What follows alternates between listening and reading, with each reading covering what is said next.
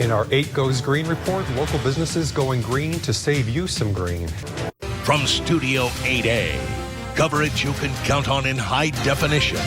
This is KOMU 8 News at 10. Many travelers are pushing for airport updates. Good evening, everyone. I'm Jim Reek. And I'm Greg Mantell. Columbia Regional Airport officials are taking their first look at plans for a new $33.7 million terminal and parking garage. KOMU 8's Andrea Park explains how the funding for this new project could affect your next flight. To see the plans for the new design, visit our website, KOMU.com. The Columbia 3rd Ward councilman revived his plan to change the way road improvements are paid for at the City Council's budget retreat. Carl Scala says he wants residential and commercial properties to pay based on how much traffic they generate at peak traffic times. He says a typical convenience store would pay $52,000 if the council accepts his proposal. Scala acknowledges costs might be passed along to consumers, and some council members fear the plan will scare away businesses. Scala says the council will consider proposals for how to pay for the road work during the upcoming budget year.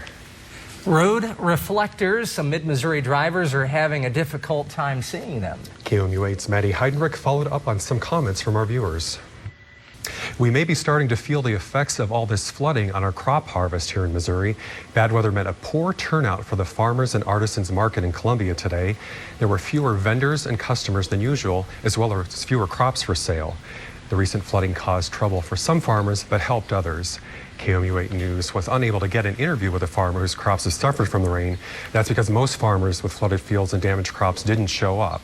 The ones suffering are those with fields in low areas, but those with fields up high or on the hills welcome the extra rain.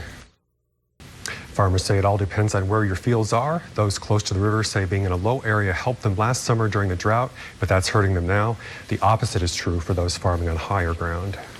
Columbia's Community Housing Development Organization, or CHDO, is making homes it builds for low-income families as energy efficient as possible. But what can you do to make your own home more efficient? In this 8 Goes Green report, KOMU 8's Tom Castleman shows us what the organization is doing that we can all do to lower that energy bill.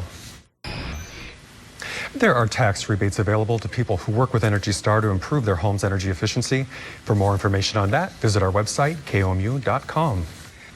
A little rain this morning gave way to some warmer temperatures and sunshine. Let's check in with Rosie to see what we can expect this week. Rosie, what's going on? A bit. Almost half of Columbia lives near a park. We'll take a look at a convenience that may be making Boone County healthier. We now know the identity of the Santa Monica gunman. Law enforcement sources have identified the gunman as 24-year-old John Samir Zawahiri. He was killed in a shootout with police in the Santa Monica College library. On its website, the college said 26-year-old Marcella Franco has died. She was critically wounded and her father was killed when the gunman opened fire on their SUV. Sources say the gunman suffered from emotional and mental problems. The death toll in the Friday shooting rampage now stands at 5.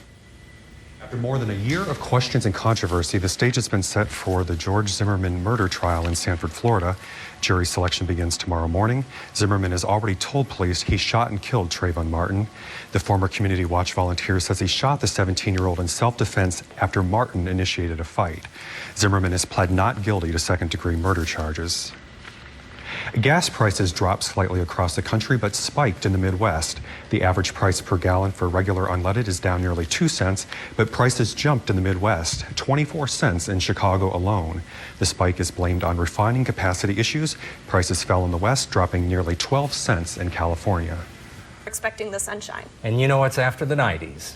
The triple digits. We don't want to talk about that. We'll just keep it down to the 90s. All right, Rosie, thank you. Sure. Well, with nice weather ahead, there's plenty of time to spend at parks. Summer means more frequent trips to the park, and in Columbia, there are plenty of parks to visit. KOMU 8's Lucas Geisler tells us how parks reflect well for Boone County. How some male employees at a Swedish railway station are keeping their cool. In a very... I don't have a watch, but I do have an internal clock. Do you know what time it is? I think it's time for the KOMU 8 Sports Show with Chris Trevino. Of course, in high definition. Have a good night.